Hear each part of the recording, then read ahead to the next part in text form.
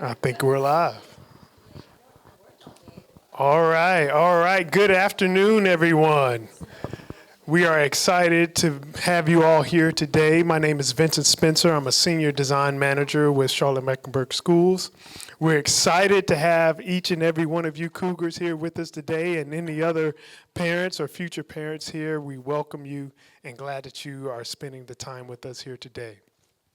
So, we are here to talk about the Cotswold Elementary School 2023 bond project update. We have a quick exercise I would like for you all to do with me. If you could take out your phone, scan this QR code that we have up here on the screen. I'm going to do it along with you, somewhat of like a follow along.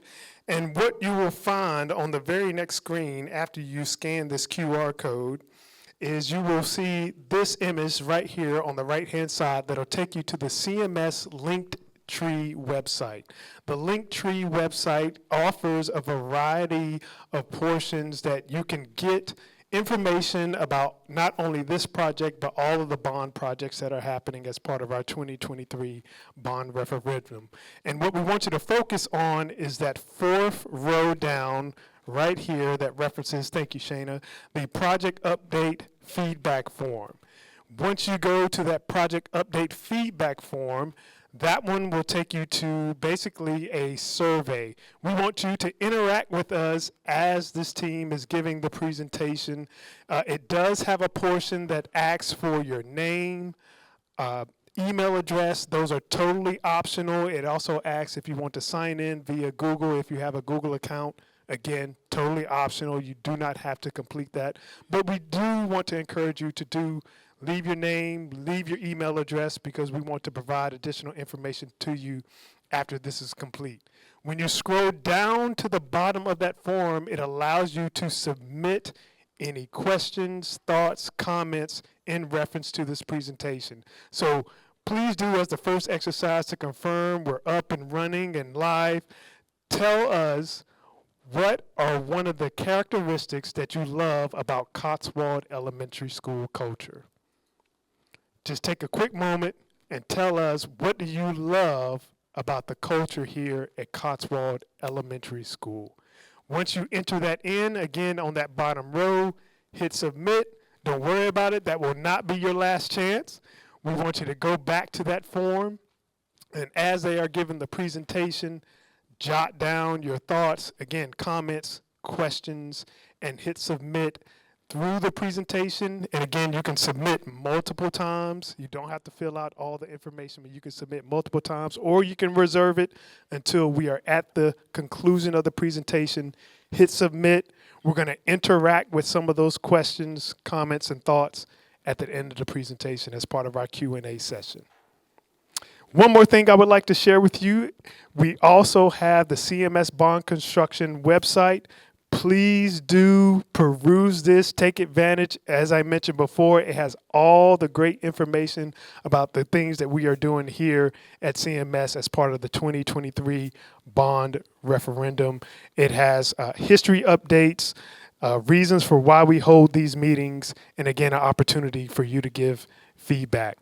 One more quick item I'd like to acknowledge the PTA president, I believe, is somewhere in here of Cotswold Elementary School. VP, thank you so much for being here tonight. We appreciate all your support, and everyone else here. Thank you again for coming out at this time. I'd like to turn it over to Mr. Dennis Lacaria, and we will transition into the presentation. Thank you. Thanks, Vincent, for all that. Thanks again, everybody, for coming out. So, all right, so the state of North Carolina hasn't done a bond since 1996, 1997. So we're 100% reliant on Mecklenburg County government to fund our school construction needs. And the county has us come to the voters and request money through a bond referendum at the time that they deem appropriate for us to do so. So we had a bond pass in 2017. We're wrapping up those last projects now, because when a bond passes, we don't get $2.5 billion, which was the number in the referendum the day after the vote happens. The money gets allocated to us year by Mecklenburg County through capital budget ordinances. So we had a series of projects that were released, and this was among the early ones. We've got another tranche out that we're right now selecting designers and construction managers for that will move into the design and permitting and construction process on. But it takes time to build out the projects in the bond. So 2023 bond referendum, the $2.5 billion was the biggest that the state of North Carolina had ever seen. And we do appreciate the voters coming out and supporting that and making this investment in our students. Cotswold Elementary School, you'll hear from the designers tonight. It's a very tight site. We really didn't have an opportunity to do a project like this, but for the fact that we had the paired schools at Billingsville and Cotswold, because we had to be off this site in order to replace this school. There was not any way to really work on this campus with this school occupied. And there are a lot of requirements that are put on us when we go to develop a school that weren't a reality when this school was originally built. So requirements for stacking and queuing, you'll see the amount of asphalt that has to be added so we can accommodate 100% of the cars on our campus. Stormwater detention, tree save, all of these things that just didn't exist a long time ago. And we're not exempt from any of the rules that apply to any other developer in the city of Charlotte or Mecklenburg County. So we have to play by all of those rules. We have to take the funding as it comes. And so when we have an opportunity to do something like this that's really transformative for a school and a school community, we're incredibly excited about the opportunity to do that. And so with that, I'm going to turn it over to Shana Hetherington from Little, and she's going to take you through this presentation, and then we'll do some Q&A at the end. Thanks. Awesome. Thank you, Dennis. Hello, everybody. I'm super excited to be here, and I'm really glad to see all the kids here. For the kids that are here, I'm an architect. My name is Shana Hetherington. I color all day. And it's an amazing job, so look into that as you get older. It's so much fun. With me, I have my extended team here with Little Diversified Architectural Consulting. And with me presenting will be Chris Timoff, also an architect, and both of his kids went to Cotswold, right? So it's near and dear to his heart. So we're very excited to be here. So let's get started. All right. Wanted to walk you through a little bit about where you are on the plan currently to help kind of orient yourself a little bit. So as we walk through these plans, because I know if you're not used to coloring all day like I do, it can be a little confusing. So this is your existing building. This is Greenwich Rd where you come in, and the school sign is here, and you turn right, and most of you probably parked up in this area here and walked in the front door. This is not correct because we were relocated. We are now actually, I believe, back over in here, currently on this site. And as Dennis mentioned, and you can probably tell, this is a very tight site. In order to get a lot of the parking and really maximize the play space, it's a challenge, but we did it. And I think we did it really well. So here is the current layout of the school.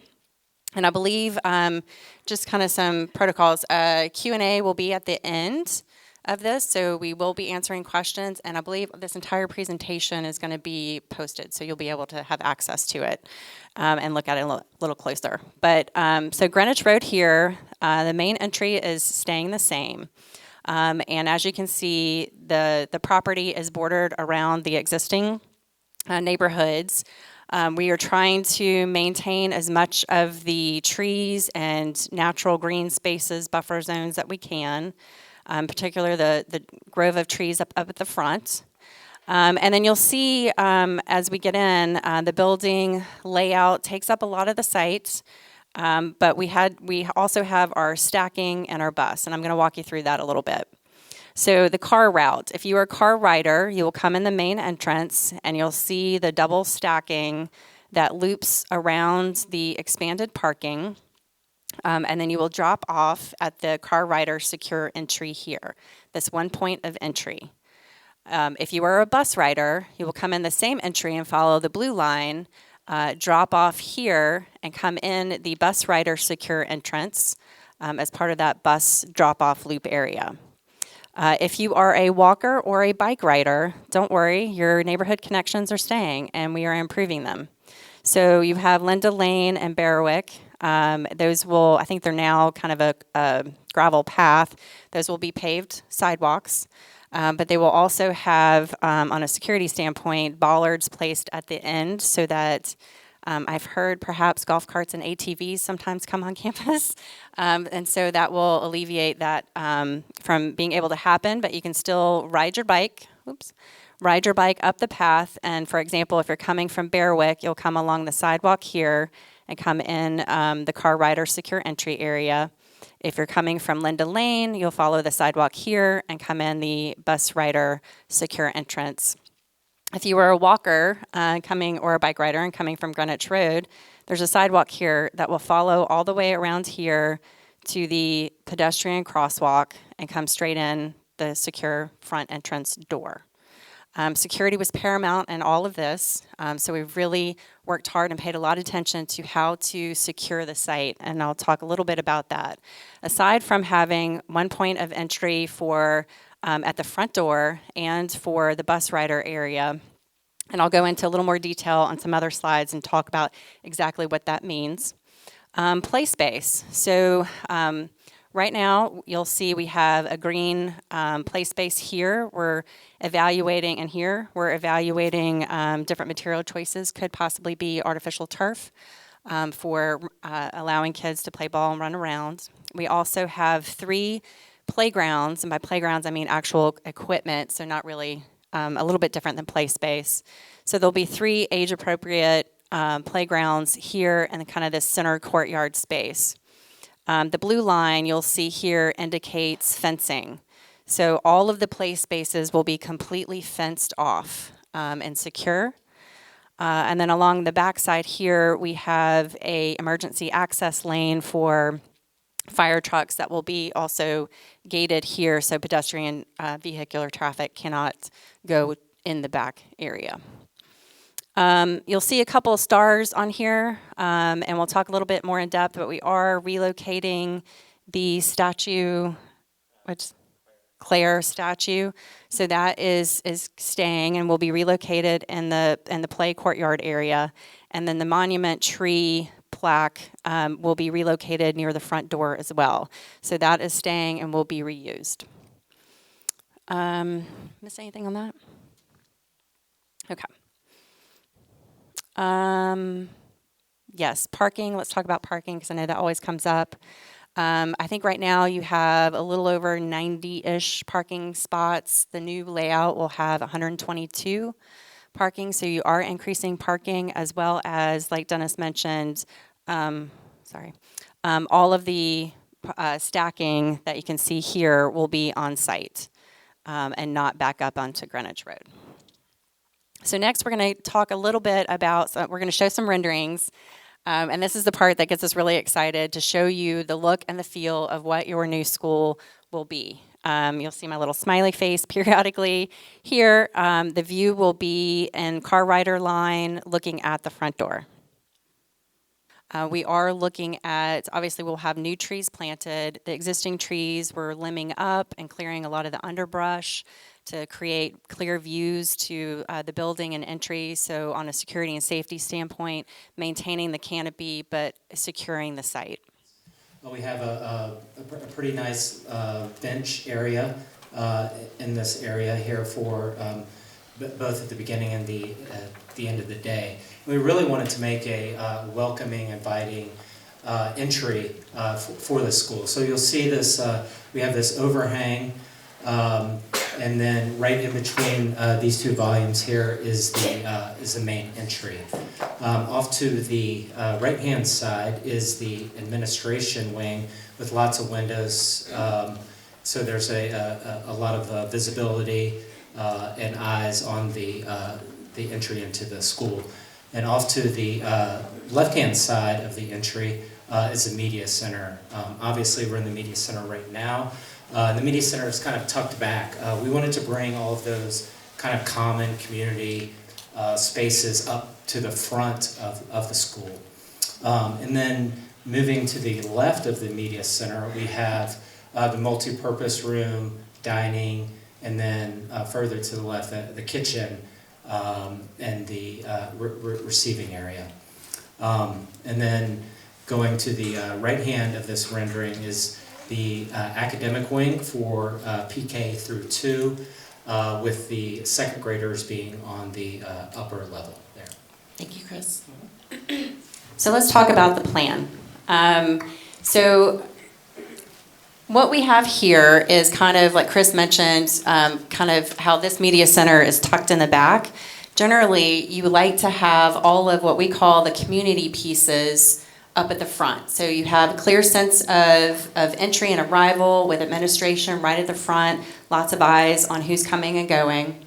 You have the media center here. A lot of times there are activities, not unsimilar to this, that happen at the school, so you want them to be up front and not allow people to get deep into the school.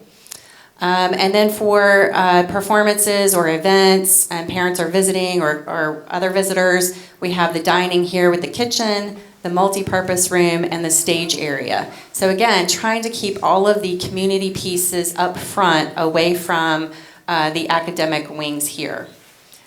In purple, you'll see we have, and here in the middle is our arts program, as well as our music classroom. We position those there intentionally to have the ability for students to spill out into the green space. You know, maybe they're working on an art project that needs to go outside. They can just open the doors and roll out there. And again, it's all secure with fencing around the whole courtyard space. So these classroom wings really help kind of create arms that wrap around that play space. So lots of visibility and lots of secure kind of nestled in there. What Chris was talking about with the grade wings, we'll talk a little bit about that. So we have divided up the school into 2 grade wings. We have the pre-K 2 wing here, and we have the grades 3 through 5 here. As you saw in that previous photo, there is a second floor, and I'm going to come back to this, but go forward here. Second grade is on the second floor of their wing, and 5th grade is on the second floor of their wing. And that's really intentional for a few reasons. One is, as you have students that are in kind of the pre-K 2 wing and they're graduating up to the second floor, it gives that sense of, you know, I've arrived, I'm the cool kid, I'm up on the second floor. And it kind of helps with that social emotional advancement. Then you go to the grades 3 through 5, and it's the same thing. When you're the big kid on campus, you're up on the second floor.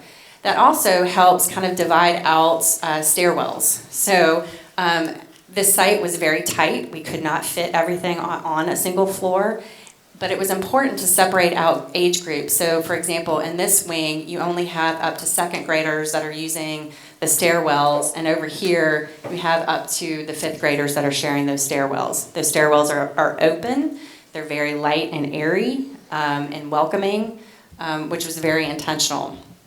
On the grades PK through 2, all of these classrooms have their own individual toilets, which is very helpful for staff not to have to load kids down the hallway. On the grades 3 through 5, you'll see what looks kind of like a bathroom, but those are actually resource rooms. So if you have a student, an older student that needs some one-on-one attention, perhaps they need extra time on a test, they can go into that room with staff, or there's windows, clear visibility to the teacher in the classroom to be able to provide that for that student.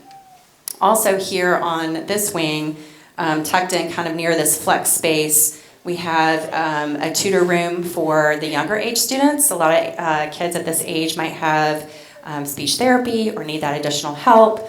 There's a place for that versus just out in the hallway. So now there's a room. And adjacent to that in this flex space is connection to the outside. So perhaps a teacher is having a science class or science session and they don't want to do it in their classroom. There is an art sink and classroom set up here so they can come to kind of this wet room and be able to do all of that outside of their classroom. So again, looking for opportunities for more that we can provide here at the school. One of those here in the administration areas I wanted to touch on is wellness. We all know we ask our teachers to do a lot, and we are providing two wellness rooms in the administration, one for, whether you need it for a nursing mother or you just have a headache and you need 15 minutes to sit in quiet and kind of get back out of your head from the headache. Lots of daylight views in all spaces, every classroom, every hall. There are opportunities to look to the outside, look to nature. There's all sorts of science about how natural environment and just being outside can reduce stress and anxiety for everybody. So we're looking for opportunities to do that as well. In the hallway here, we have kind of group sinks, again, trying to promote healthy habits, and the idea that students, an entire class, can stop here, wash their hands before heading to eat in the cafeteria. Or after multi-purpose or PE, they've been on the ground and dirty with their hands, they can wash their hands before heading back to class. Again, just looking for opportunities, create those healthy habits. Elementary is the time you want to do that, and that's some of the things that we're trying to do here. One of the things I always hear, water fountains. Water fountains will all have water bottle filling stations. So just those added amenities in a newer build. Playground spaces, I think I touched on. Again, we have 3 different ones that are open from the classrooms here. From the older wing, they have access here, coming out. And then I didn't touch here up on the bus area. We also have 3 basketball goals. There's the track. There'll be the blacktop games that are stenciled on the concrete or the asphalt there. So access for the older kids on the blacktop. Did I miss anything there? Yeah, just one thing I wanted to mention about the site. Currently, our entry is sort of right in this area, and so we're sliding it a little bit down south. And what that allowed us to do with the site flow is we were able to eliminate this drive that went in between this grove of trees and the existing school. So what that allowed us to do was capture some more green space as well as some hard surfaces so that perhaps students in the multipurpose or in the dining areas could use that kind of sheltered space in that area. Thank you, Chris. So we talked on the second floor. One thing to note on each floor, where we have several areas for additional flex space or admin breakout space. On interior finishes, so we know you're the Cougars, go Cougars. And so we wanted to look at ways that we could build on that and bring that sense of community through all aspects. One of the ways that we're looking at doing that is with our interior finishes. So as you are the Cougars, we wanted to look at kind of the migratory pattern of the Cougar. When we talk about as you transition through school from the pre-K through 2nd grade up to you're transitioning to 3rd grade through 5th grade, it's not unsimilar like a migratory path. And with the Cougar, we're looking at going from kind of the forest grasslands to the rocky terrain mountains. And then the shared pieces is the watering hole. So what you'll see in the images that we're going to share with you on plan is that the pre-K through 2 wing is green or the grasslands, and the older students, the grades 3 through 5, are the rocky terrain and mountains. And it's kind of a broken migratory path with the gray tile here, and then also assigning color to grades visually helps people know if they're in the right place. So you know if you're in 1st grade, you're supposed to be on the green hall versus kind of the clay hall here. And so we've kind of woven that throughout the entire process. All the way you can see from the main administration, the path to where you have a choice of either going towards the rocky terrain or to the grasslands. And then the common spaces begin to have the blue or the watering hole, the shared pieces. And then in the dining area, having all of the shared colors together. So this is an image that we just showed you.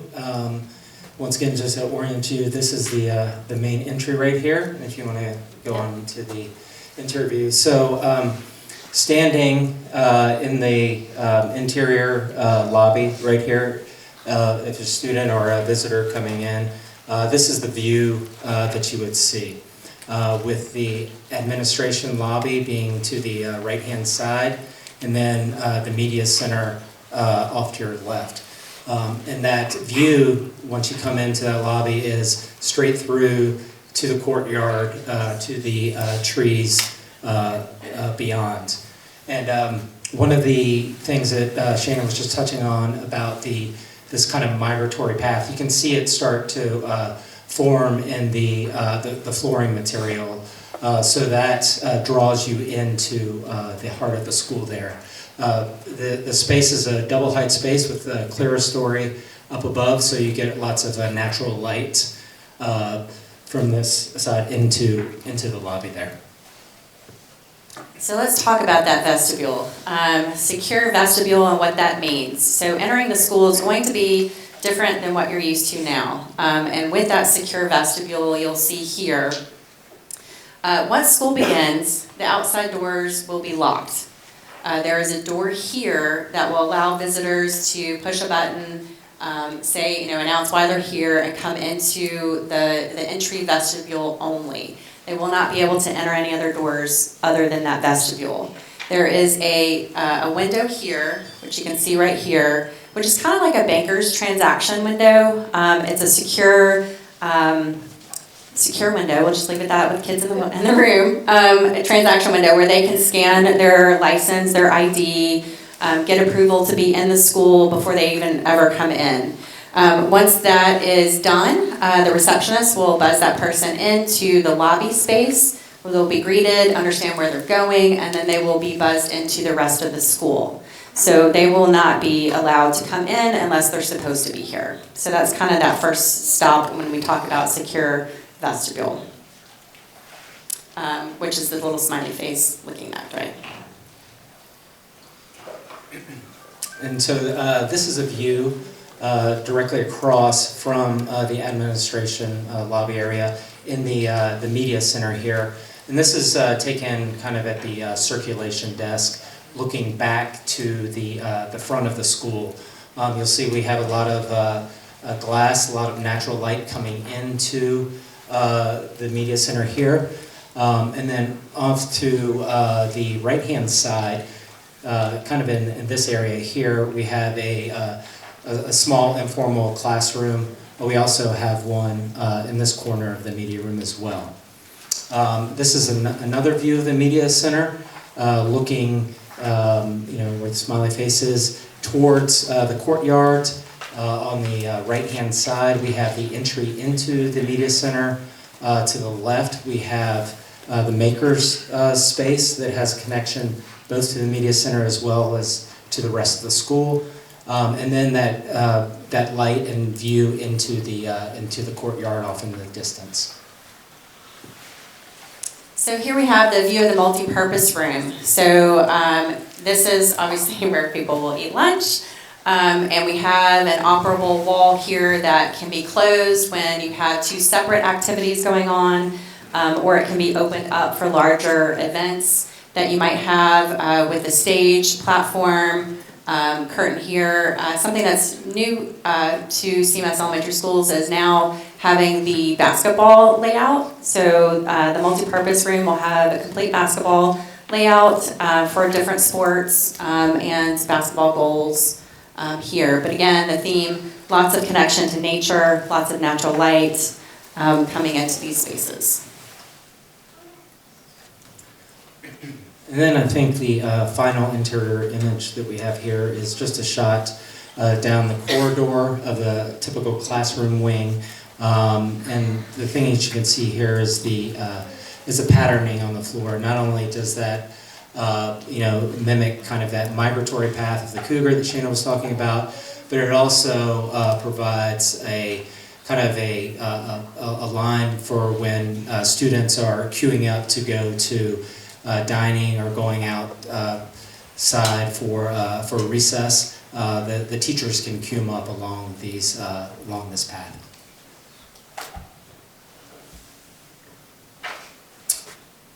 So this is just an overview again of the site. We have some additional exterior renderings. Just want to touch on. The next rendering we have, where the smiling face is the view that you will see as you first drive into campus. Again, the sign, Cotswold sign would be here. and this is the view that you would see coming in. Yeah, so once again, we have the administration wing on the right-hand side, the main entry underneath this roof overhang, and in between that and the media center. Welcoming plaza with a bench in the right adjacent to that. And then you'll see on the left-hand side of that, this is the multi-purpose room. And then moving to your left would be dining and kitchen. One of the things that you'll see right to the right of the flagpole is the memorial for Assistant Principal Mrs. Hankinson. We're reusing that memorial stone that is currently out in front of the school. One of the other things that Shana had touched upon earlier is this existing grove of trees that we have. That's the main thing you see right when you come into the school. We're limbing all of that up for visibility and safety. And the next view is in the courtyard play space. So I would be here near the grades 3 through 5 wing, looking back towards the arts. So looking at the older kids' play area, off in the distance you have music and art with a outdoor patio for project-based learning. So both the art and the music areas have views into the courtyard, and then off in the distance in the trees. And then in kind of the background there, you'll see the pre-K through 2 academic wing. Yeah. And with its own fenced-in play area with play equipment. Right, and I think the other memorial, the statue, you can't see it in this view, but it's going to be back over here. So that exists kind of in the same area that Claire's sculpture is right now in the courtyard. All right, so schedule. I'm going to touch a little bit on this. It can also be found on the website that we mentioned earlier. All of this information will be there. But we are currently in design and permitting, and as you can see, we're starting to wrap that up, and we will go into kind of the bid and the award roughly around the end of this school year. Once school is done, the contractor will then start awarding the bids and going into demolition of the existing school and construction. Construction will last approximately until June of 2027, which will be allowing the furniture, FF&E, equipment, things like that to move in and occupy for the school year, August of 27. Again, all this is on the website.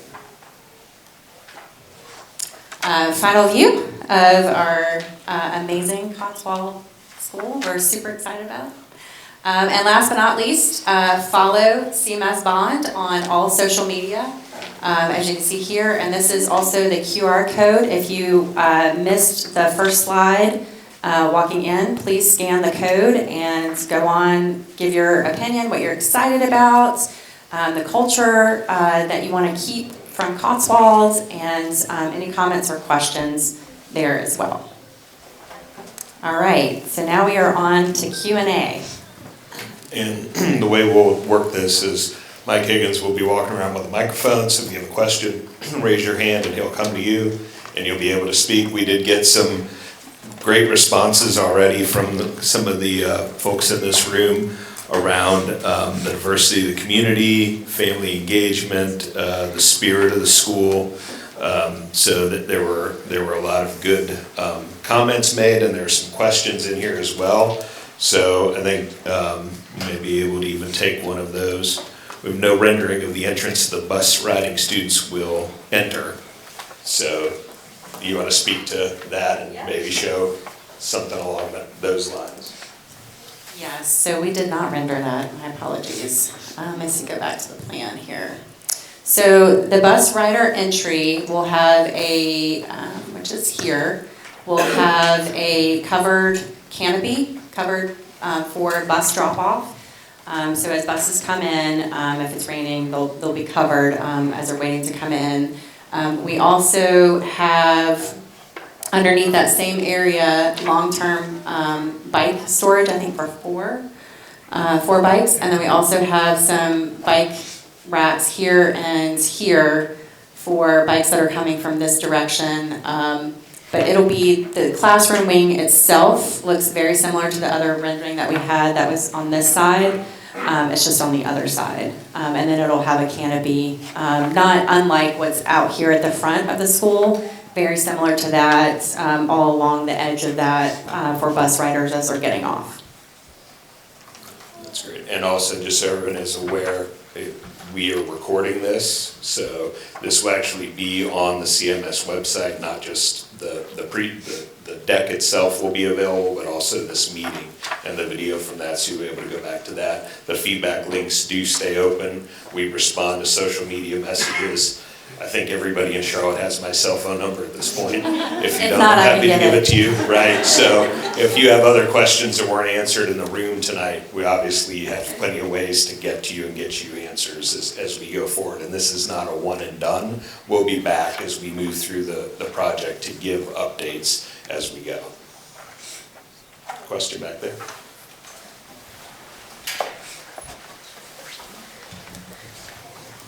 Okay, this is intimidating.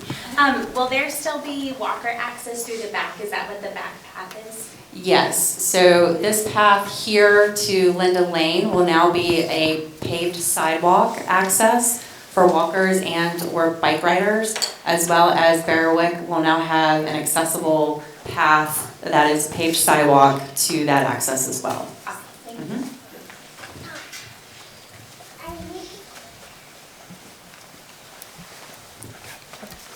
With the new apartment complex that's going in, what additional consideration of buffer are you guys building in there?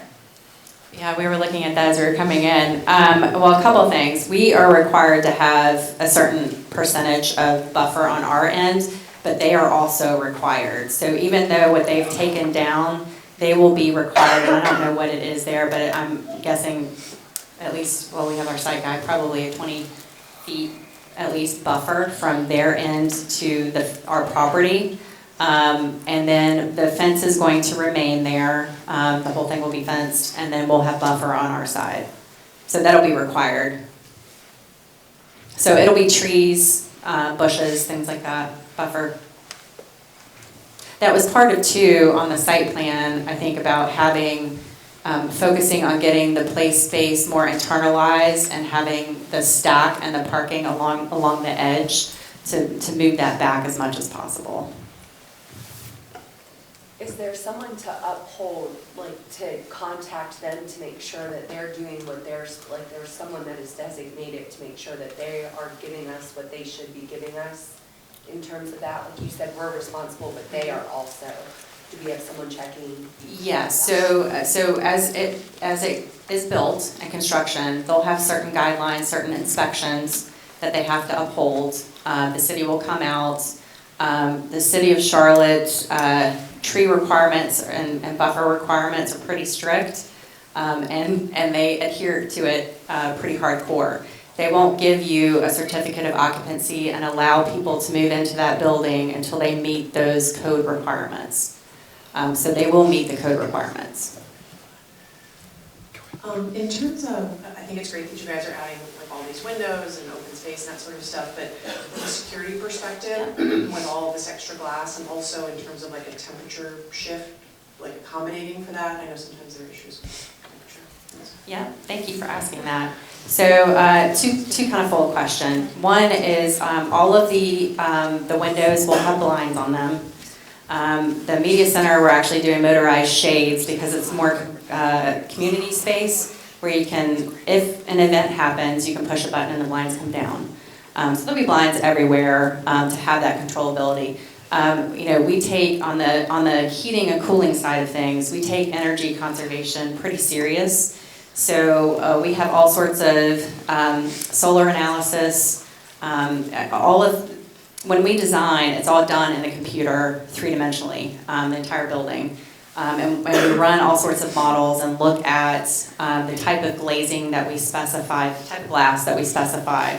So we have really high-performing glass positioned in strategic locations just for that reason. So if it is a sunny day and you want to leave the blinds up, you're not going to get all the heat gain, and vice versa. And it'll be like a particular type of like safety glass, for lack of a better word? So the security safety glass. So the secure vestibules all have security glazing.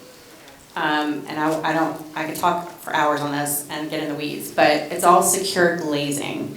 So that if there is an event, you can't, you can take a baseball bat to it, you can take all sorts of things, and it will stay where it's supposed to stay. Includes the classroom glasses as well? The classroom glass is not, but typically, historically speaking, that is not where you have the issues, especially at an elementary school.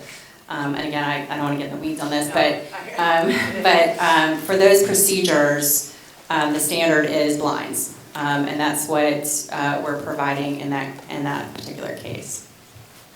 And one other thing about the kind of sustainability aspect with the glazing, what we've done with the classroom wings is they are oriented in the correct, most efficient manner. So this is the north and this is the south, and so we're taking full advantage of the building orientation to reduce also that heat gain and get the really nice northern light into the classrooms as well.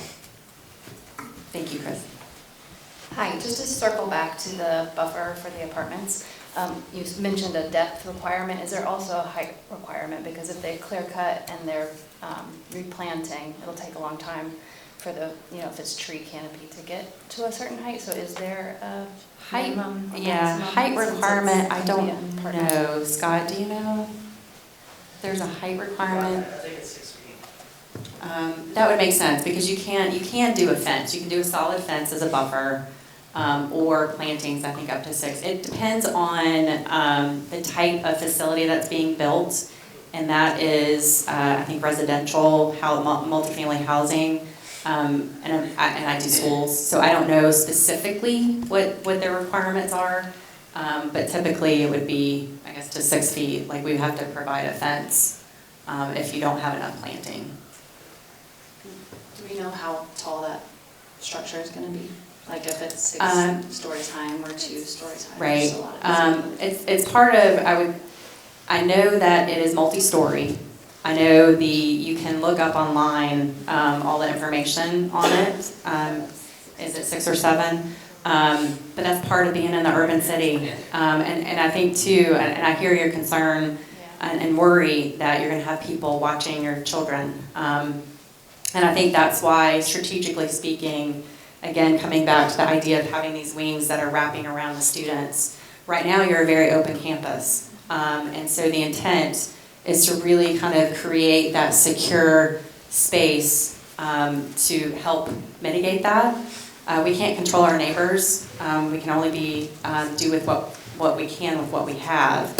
And I think given the limitations here, moving as many as we can kind of to that kind of wrapping courtyard space is the best option.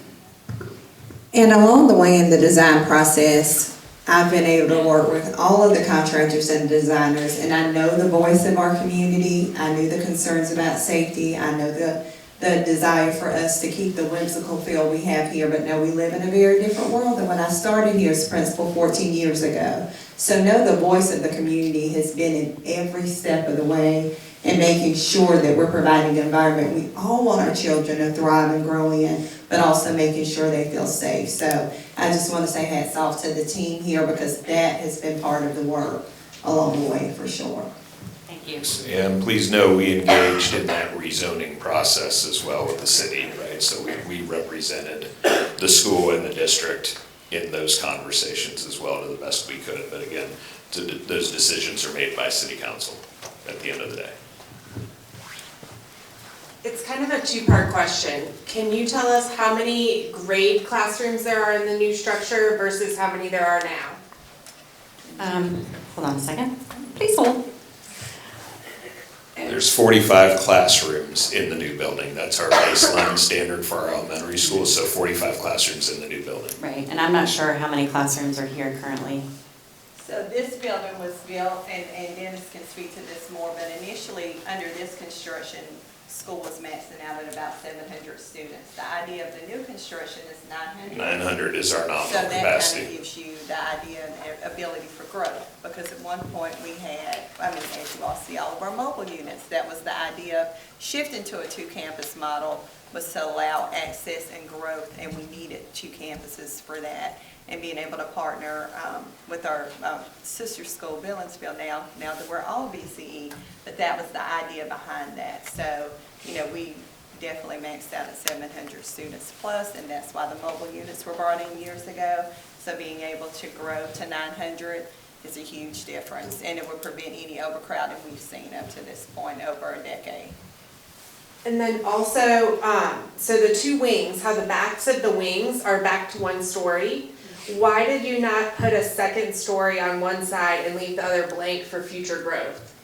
It feels like you're locking us into the model. Because at a super high level, that is our model. We want to build a 45 classroom elementary school. We don't want more than 900 kids in an elementary school. So what we want to do is build a new elementary school. Okay. So this goes back to sort of the disconnect between the funding thing that I was talking about. The city approves the development, but the county has to pay for the schools, right? But in a perfect world, we would be funded in a way, so we're over capacity here, we go build another school. It's not that we want to continue to put more kids in here, because even if you had those additional classrooms, the media center didn't get any bigger, the cafeteria didn't get any bigger. Now you're just cramming more kids into those same core spaces. The playground didn't get any bigger, we didn't add any more land. So really the goal is to manage the population within that and go somewhere else and build a new school that can accommodate that growth. Perfect. Hey, Mike, I think there's a question right here. Dennis, could you take me through the 3-campus swap? I've been trying to line up the construction. It feels like it's a cup and ball game, and I run out of cups at some point. Correct, and understandably so. So again, we had some pressures on us. When we're looking at our capital plan, we do some things that no other district in the country does, for good or for ill. What we do is we take all of our capital needs and we rank them against each other. And that includes things like a refrigerated warehouse. We have 5 or 6 trucks sitting in a parking lot at Craig Avenue, plugged in, running, so we can store enough frozen food. We're not gonna ask the voters to pay for a refrigerated warehouse. We have to figure out how to do that. It's a capital need, so we capture that. But as we start looking at things, we look at growth, we look at capacity, we look at condition. And 2 of the worst schools in our entire inventory were Parkland Montessori and Chantilly Montessori. Bar none, worst facilities that we actually were continuing to operate with students in. So we were trying to solve for as many situations as we possibly could with the fewest number of projects in order to make the dollars go as far as they possibly could. So with that, with the opportunity here, as we spoke about being able to combine Cotswold and Billingsville together into Billingsville to allow us to build a new Cotswold. So that's what happens this summer. We all move to Billingsville, right? And we've done this now with Dilworth and with Sedgefield, so we know what that looks like, we know what that feels like, we're very comfortable with all of that. So that happens this summer. We go through this work, and we're getting ready to come back here to Cotswold as one school community. At the same time, we will begin the work at Billingsville to renovate that to accommodate the Montessori program. So there will be a secure vestibule there as well, and some of that work may go on while we're still all in there, depending on the timeline and that sort of stuff. But it'll be non-invasive, and we work on occupied campuses at all time, but we're working through all of those details, with the goal being, though, that then when we move the kiddos back here to Cotswold for good, that same summer, we take the kids out of Chantilly and relocate them to Billingsville Montessori. So that's how we're connecting all those dots up, and that's actually the exchange that's happening here. So Cotswold and Billingsville together at Billingsville for the duration of the construction, come back to their new neighborhood school. In Cotswold, we did not build a new school for the Montessori school, but we've repurposed an existing school that actually had a Montessori program in it at one time. Kind of mind-blowing. Right, and then go ahead and move the Montessori program in there, and that allows us to take down Chantilly.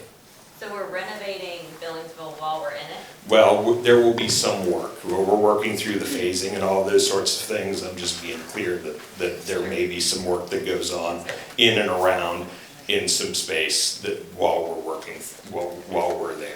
And that would be during the 26, 27? It would really be primarily that summer. Okay. So, I mean, it shouldn't be anything that anybody feels, but it's just, you know we want to get the mobiles out of the parking lot of Billingsville. Like, so there's stuff that's going to be happening around you that's going to support what we're doing when we're over at Billingsville and help set us up for the move for Chantilly.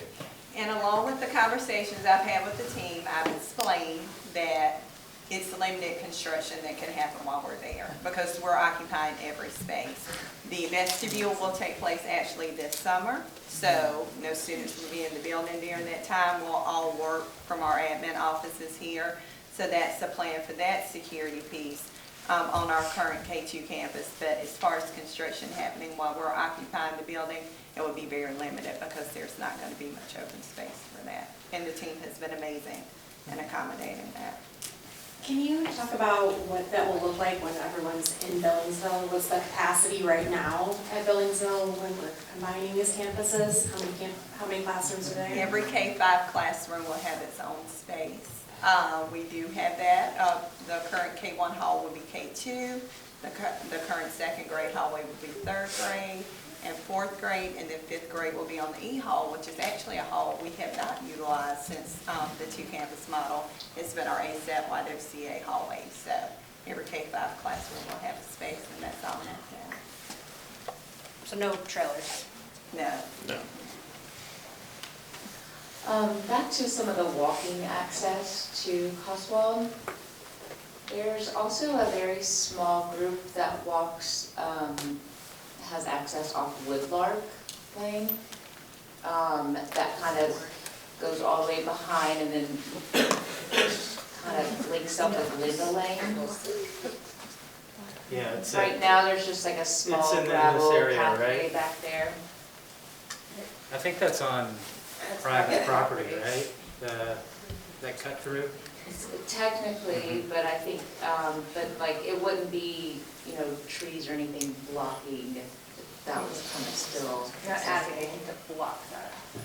Because that private property allows students to walk through. So just making sure that there's nothing That it's planted not- there that would block that private property's entrance. Not like a new border fence or something. Right. Yeah. Right. Yeah, that I don't know. We'd have to look at We'll that. take a look at that for sure. Yeah. Yeah, we don't want to do anything that eliminates a safe route to schools. This is also about access. I live down in the Barwick neighborhood. And for my son and the other kids who are in middle school at Randolph, the safest way for them to get to school is to cut through the Cotswold campus and go down Linda. So during construction, will there still be an open, accessible path for them to walk to Randolph? Probably not. Probably not, but it's something we can look at, if we can maintain some sort of perimeter with fencing, but yeah, there will be definitely a time here while demolition's going on where we won't want anybody on here Yeah, at all. and I would even question, even if you could, it would be a path that would not be observed on a regular basis, and I'm not sure I would encourage students to walk through there. Even if it was outside of the construction fence, it's just there's no offices, there's no adults around for observation of that cut through, is what I'm going at.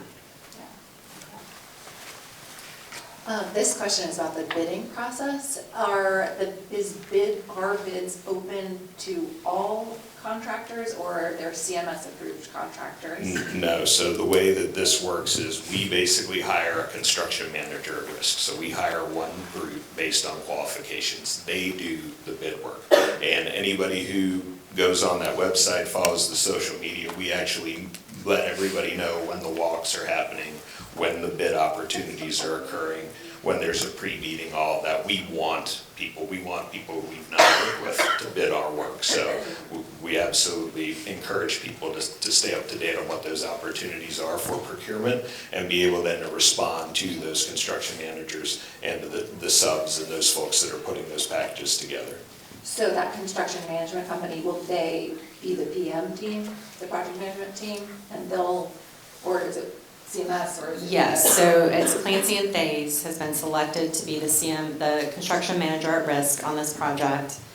They will be handling all of the bids, the procurement, the awards with their contract with CMS.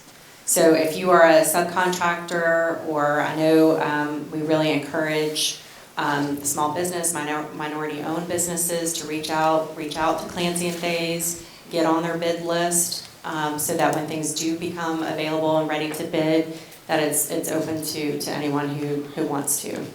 And in that contract already, are there penalties or guidelines for milestones and not or meeting milestones early or late in the contract? Is that already established? In essence, yes, right. So we wield a pretty heavy hammer. I'll put it that way. And strongly encouraged. Correct. Yes. Thank you. Shana does a good job of cleaning up my language. But no. So because in fact the CM has a role in managing the project, we hire our architects to also perform construction administration. So they're there, and a lot of the people that you see standing around the room here, they're employed full-time to make sure that the architect and the CM are also doing what they're doing. So we've got people on the inside who are managing the managers, if you will, so that there's multiple layers in place to make sure we're getting what we want, when we want it, the way we wanted it. Can you talk a little bit more about the traffic flow? So you got buses going left and cars going right. I'm trying to understand how that's gonna work. I appreciate that you guys have moved it around so there's more cars, so we don't clog up Randolph, but how is that gonna work kind of as you pull in there? Yeah, I mean, Cotswold's a difficult site, right? We're landlocked, there's one way in, one way out. And so what we've done here with that is, separate the bus and the car ride as much as possible, as fast as possible. As you're a car rider here, and looping around, as you can see with the two lines, we are double stacking. So that will get people off of Greenwich and out of Randolph as quickly as possible because you're double stacking. And so you're gonna have substantially more than what you have. We actually have, it's probably like 1,200 linear feet of required stack space, which is pretty substantial. The buses, they will come in the same entrance, but they will veer off left. Like Chris had mentioned earlier, we did eliminate the cross-through that's there now, again, as a safety factor to make it very clear. Buses go left, cars go right, and when you exit, it's all kind of more streamlined than what you have currently. Is that answering your question? Well, I guess when the car riders exit, that's what I'm struggling with. Yeah, so yeah, it's just, I think what's gonna happen, they'll have to stop, right? The buses typically have the right of way, and there's only so many buses. You're gonna have way more cars here than you are gonna have buses. I don't anticipate that turning left as you're a car rider being an issue because the buses are gonna come in and drop. I don't anticipate that being an issue. Yeah, you're not gonna have this log jam here of buses and cars kind of in the same line that you did. Okay, got it. Thank you.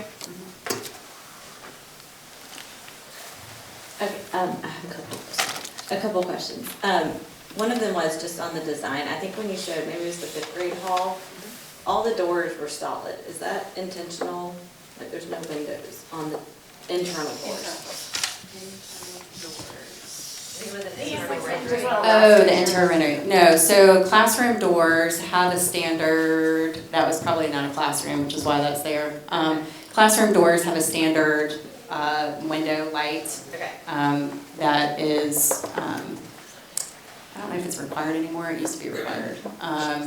But for observation. Typically solid doors are only for storage rooms or utility type closets. Offices also have to have a window. You can't have an adult and a student in a room without a door with a window. And I think it was this view. It says PK to 1. Are we getting a PK in our new model? Not necessarily, but we wanted a design for that, right? So, and it's the same sort of standard for pre-K or kindergarten, so it's more about if we have them, we know where they're going, not necessarily that we're getting a pre-K per se. Okay, and last question, sorry. I think I heard in a prior bond meeting where I was in attendance that we can only put certain grades on upper level floors, is that correct? So it's That's correct. 2 to 5, 2nd through 5th? That's correct.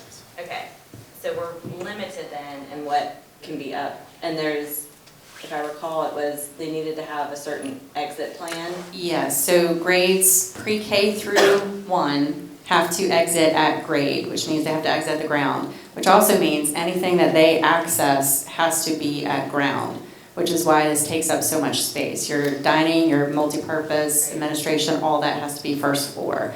Once you're in 2nd grade, you can go to the 2nd floor.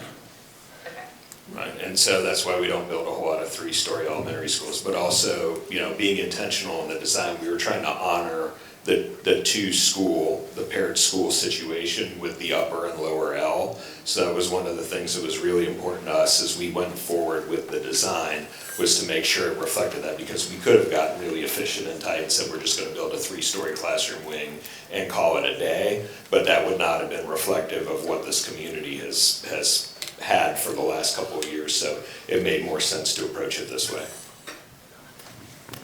I have a question on the green space. So today we have the turf field that we use for a lot of neighborhood and community events. I'm just wondering, is that kind of green space in the middle intended to be turf, and how does the size of that compare to what we have now? The space that is labeled play space, which is here and here, is intended to be some type of alternative material. So whether it's artificial turf, or we're still evaluating what that might be.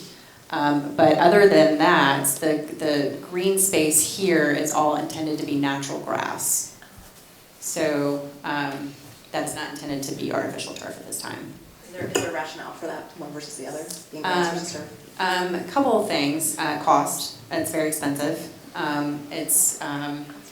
And sometimes, depending on schools, there are pros and cons to natural grass and artificial. And so that's why I think this is the best of both worlds, because you have both options. And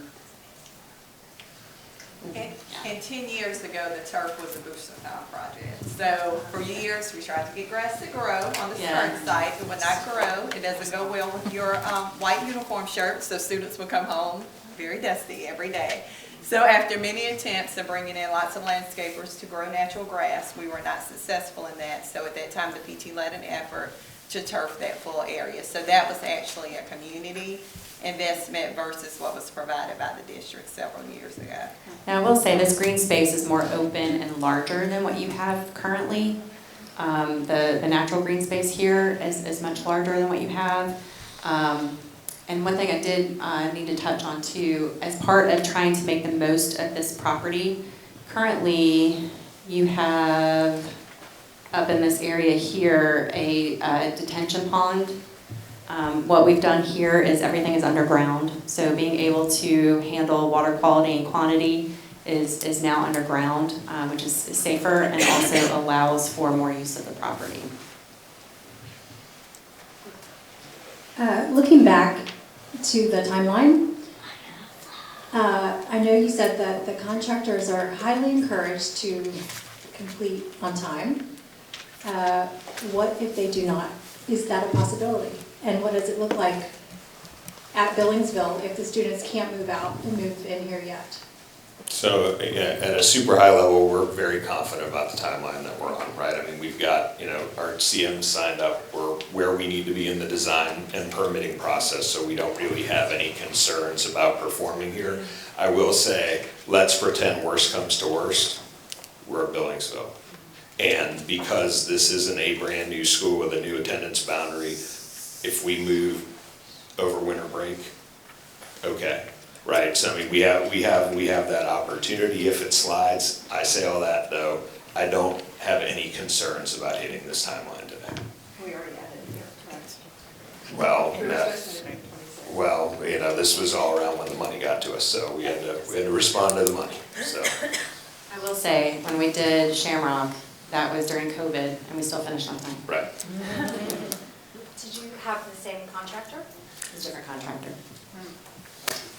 Going back to the question about the turf, I think probably a big concern for many of us is that our kids play soccer, and we are blessed to be able to field a soccer team and be a part of that elementary soccer program that a lot of schools don't have. So when you speak about that open area, and rather it's turf or natural grass, is the setup going to be so that they can have a soccer field where we can continue to house that team and have those games here? Or will that kind of take us out of the running for that? Is that space going to Yeah, so the green space, let me come back to what you have now. The green space can accommodate kids playing and kicking balls and things like that outside. like an organized sport? Yeah, so I guess unless I'm missing something, you don't currently have a soccer field. We have So they play on that turf field. We yeah. play We have games Okay. here.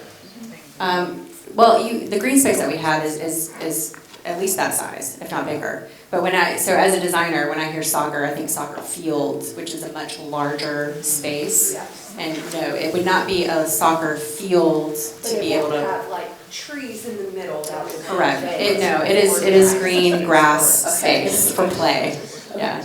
And then my other question is, so the way that I'm understanding it, it's gonna be completely closed in.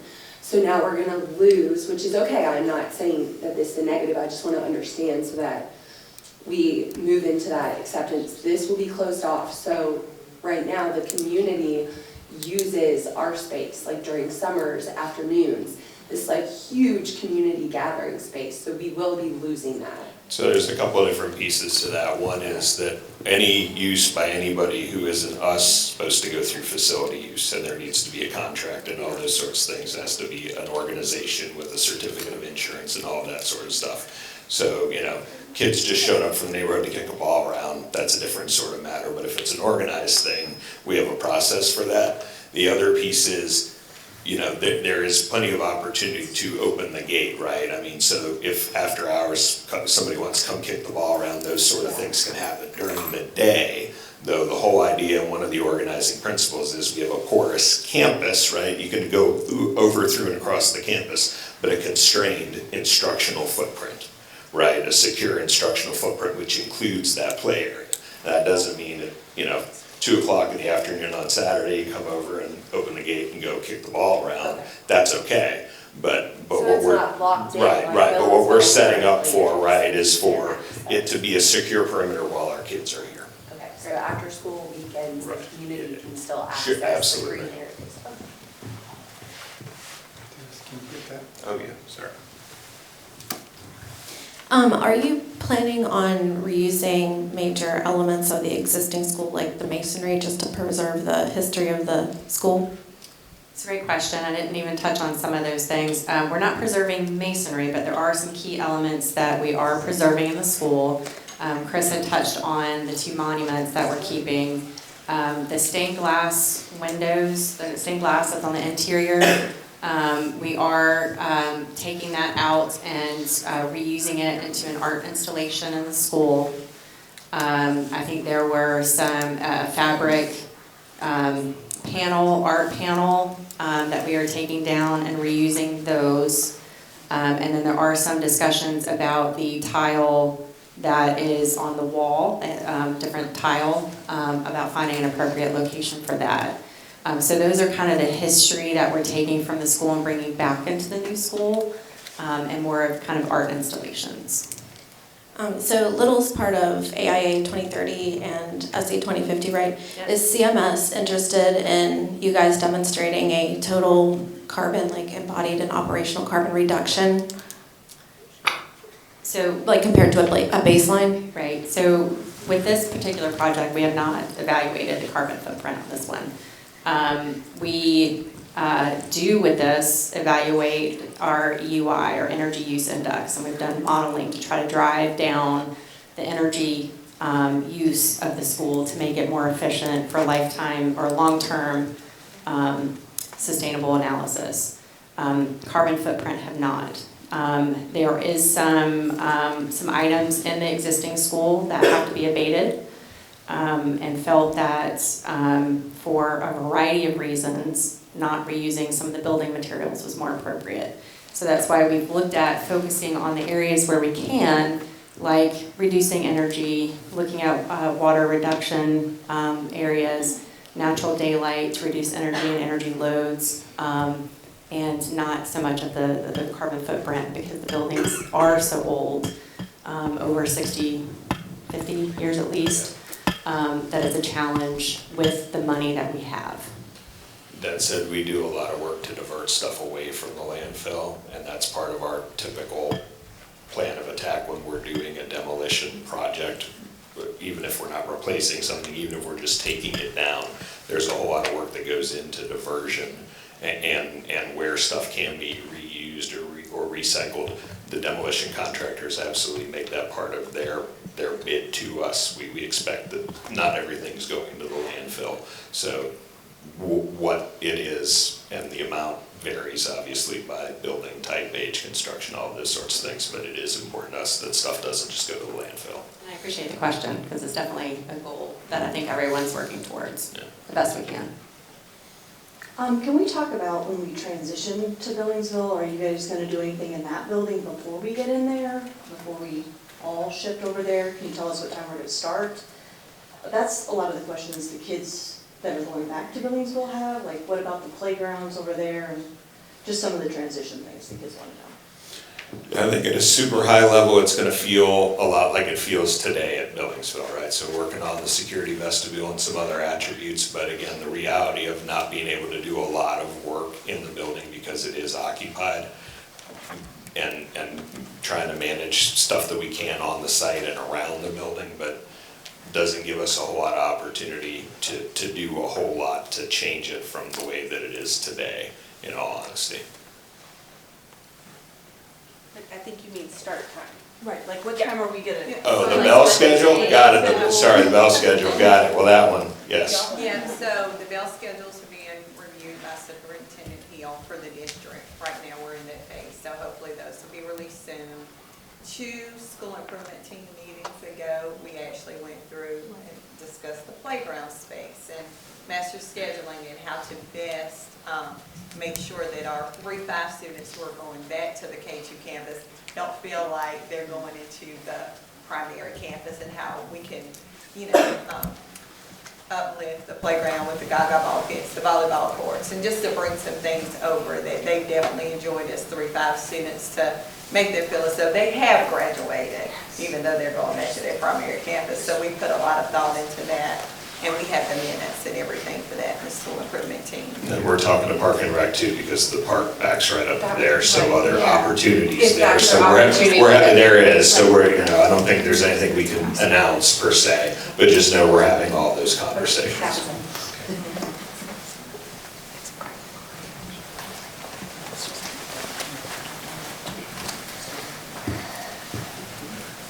Hi, I thought this was going to be a Cotswold, Billingsville, Chantilly project meeting, so I'm from Chantilly. And I'm just wanting to know if you have drawings of the things that you're going to be doing to Billingsville for Chantilly. We're coming to Chantilly to do that, so there will be a meeting at Chantilly to talk about that. Next couple of months.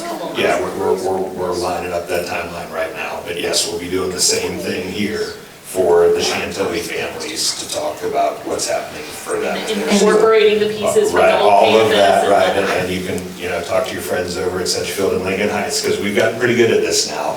So, I don't know if you want me to do that. Right, I think you should, yeah. I have. Right. And if you follow, again, I'll put this back up here, but the QR code, but the social media, they've been really great about posts on upcoming meetings. The website, you can find the schedule for Chantilly and timeline and things like that. So it's a great place to reference.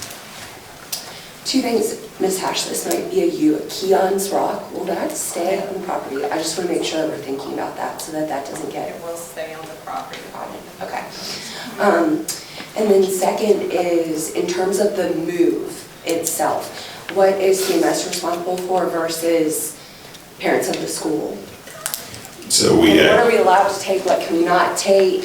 So we'd rather you not take bricks. Just go ahead and say that. Don't decide you're gonna dig up benches and things like that. If there's stuff that we wanna preserve and relocate, we'll take care of that. So don't freelance any of that sort of stuff, please. But relative to, there will be instruction that's given to the school staff about what they need to pack up and how they need to pack that up. All of that will be moved by us. So they won't have to worry about anything but any of their sort of personal contents, right? Because you just want that out of the way. You don't want the movers deal with that. So get your personal stuff home, but everything that's instructional material, all those sorts of things, all of that will be relocated. We'll make sure that we're set up to offer a full K-5 curriculum at Billingsville over the summer. And then if there's specific things that you want to talk about, feel free to raise them, Ms. Hash, and she'll bring them to us so that we can make sure they're captured. Okay, so things like, I don't know, I might be wrong about this, Jenna, but like the picnic tables, PTA bought those, so technically they're PTA's, but will CMS move those, like if we tell you we have these? We can move them, so there's a million different ways that could go. We could move them, we could look at them and go, they're not gonna survive the moves, how about if we buy you some new ones when you come back? Maybe we get some over at Billingsville, so there may be a couple of different ways to solve the problem depending on what it is. Okay, got it. Hey, as we move, will any of the furniture that's here be donated to local charities or nonprofit organizations as you start to kind of recycle or take care of the old furniture here? So I'm looking around, like some of the chairs are in good working order, with any of that, I'm not sure what CMS's policy on donating from that standpoint. Yeah, so super high level, I don't look good in orange. So there are strict rules about how we can dispose of certain pieces of property. A lot of times some of the stuff will actually get reallocated to other schools, our schools that have a need. So that stuff gets evaluated by our FF&E team, and they look at where those things can be used, and anything else that we can't reuse, we surplus typically through gov deals, so it's made available for folks to come get it that way. So we have a process. I figured you did. Yeah. Question here. Yeah, I occasionally am delusionally optimistic. Right. Is there any scenario where, because we're moving forward, we're finished and could go back in the winter break between 26 and 27? Sure. Right, yeah, probably about the same odds I have as hitting a Powerball, but I mean, the reality of it is, it could happen, right? And so if it does, right, and so the reason why. Like the optimism. Right, the reason why we buy ourselves that time will actually probably be done ahead of June. Right, because we want to be done really April, May sort of timeline, and have the TCO and get the furniture in and start being ready for the transition happen over summer. So the admin can do summer hours back over here. So all of that is sort of already factored in, but we've kind of said, June. And, even with that, there'll still be some things going on, right? It's not a great time of year to plant grass sometimes or certain shrubs, so some of those plantings wait till later, so some of those things will be ongoing even after we're punching out and all of that, but. Yeah, and back to one of the earlier comments about sustainable, what are some of the things that CMS does? A part of that closeout is commissioning. So there are blower door tests to make sure the building is tight and isn't leaking air and causing more cost, more energy usage.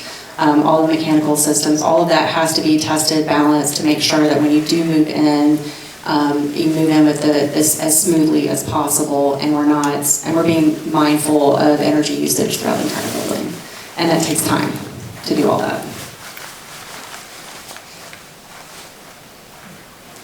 All right, so it's 10:07. You got another question? Well, maybe it's for, I was just wondering about after-school care, if they're gonna double the size over at Billingsville for the next couple of years. Yep, so, and I always, for me personally, going back to one campus is easier than going to two. Just logistically, that was a lot. So just know we feel really good as a team about the move and what we need to do. We were a K-5, we had a K-5 ASAP program. Ms. Forney hosted a K-5 YWCA program, before our two campus models, so those are things that will exist. But with being more kids in one spot, will the amount of kids in the program be larger? It is, but they just have, different ratios for staff and how the grades have to configure as well. But they have, And will the ASAP program have to move to the gym? I'm gonna leave that to Ms. Broughton and Ms. G to talk about the spaces they use, but I will stay here because when we were a K-5 school and we were overcrowded, they utilized the media center, the cafeteria, and the gym, because you don't have open classrooms for them to have those spaces. So that's the norm for most programs. We're just very fortunate to have lots of space. Is this the last we will No. hear for the No. We'll be back. So we're working on sort of the right cadence, right? So it may not be really another formal meeting like this until the next school year, early in the next school year, just to advise you of where we are, what we've accomplished over the summer, that sort of thing. We're always happy to come back out for a PTA meeting or something like SIT. If there's something where, specific question, I'm always happy to drop back out, or we can have somebody, come by and answer questions, but we will do more meetings with you formally to give updates in the meantime. And you also have, again, the really cool thing about our website now is we actually put live construction cameras on the site, so where there's active construction, there's a camera running 24/7. So anytime you can't sleep, you can go on and see that nobody else is awake either, but you can at least watch, and there's actually allows you to go back and watch a time lapse from the project start or the last 7 days or whatever, so that's always there. Watch the building grow. Right, as well as the live camera, so that there's ways to get, the social media stuff. Sylvia's great about pushing out communication there. We have a quarterly newsletter, and monthly reports get updated and all that sort of stuff. So there's always avenues for information, there's always avenues for questions to be answered, and we will be back to keep you abreast of where things are. And we're gonna hang out, we've got these boards up, people wanna come up, take a look at something else. Again, this should all be posted on our website tomorrow, so you can go back and review that. We'll hang out and answer any questions you might have one-on-one, and thank you all so much for coming out. Thank you very much.